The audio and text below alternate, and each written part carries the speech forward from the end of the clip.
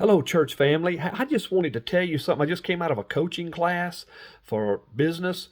And again, the church is not a business, it's a ministry. But there's some things that we do to get in front of people in business work the same for ministry. I was asking, how can I get what I call the big client? Because my boss was telling me the other day that, hey, there's some commercial auto, businesses that use trucks, cars, whatever, that some bigger businesses that, that premium can be hundreds of thousands of dollars, which y'all stop and think about that. Wow, that'd be a good bit of money in my pocket once that's sold. And this is not about trying to reach big clients or anything. It's just about trying to reach people in general. The one thing that we were, just reminded of today is that we have to go out and talk to people or connect with people.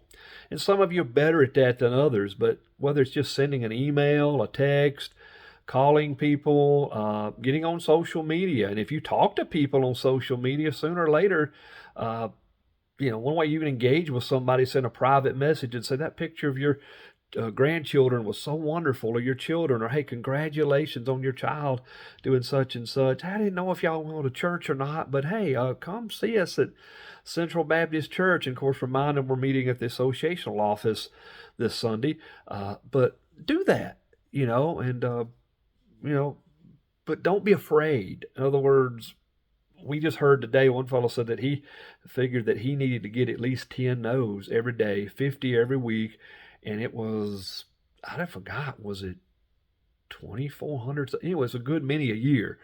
And the deal is, every no is not a permanent no. It's just a no, maybe not right now. And you ask them again later, they say yes. So just don't be afraid to ask people to come to church with you. Give them a reason, like, does our church help you?